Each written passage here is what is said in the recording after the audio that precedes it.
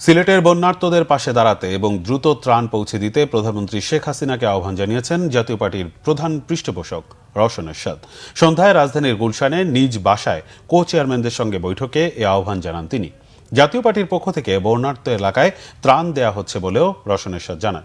এ সময় তিনি আরও জানান, দলের প্রতিষ্ঠাতা চেয়ারম্যান হুসেন মোহাম্মদ এরশাদের ৫ম মৃত্যুবার্ষিকীর আয়োজন নিয়ে আলোচনা হয়েছে। ১৪ জুলাই এরশাদের মৃত্যুবার্ষিকীতে রাজধানী ঢাকা সহ সারা দেশে দোয়া মাহফিল হবে বলে জানিয়েছেন জাতীয় পার্টির নেত্রী।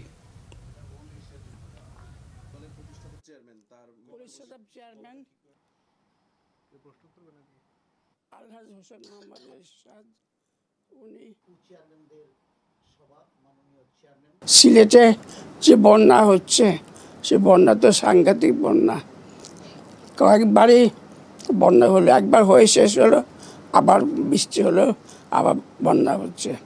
এই বন্যাতে আমি বলবো, মাননীয় প্রধানমন্ত্রীকে বিশেষ করে বলবো যে উনি তো অনেক দরদি মানুষ, বন্যা মানুষের কাছে যাতে ত্রাণ পৌঁছায় সেই লক্ষ্যে তিনি নিশ্চয়ই ত্রাণ পৌঁছানোর জন্য ব্যবস্থা করবেন। এবং আমাদের জাতীয় পার্টির নেতাকর্মী যারা আছে তারাও যাবে ওখানে ত্রাণ পৌঁছানোর জন্যে। আমাদের পক্ষে ইতিমধ্যেই পাঠানো হয়েছে।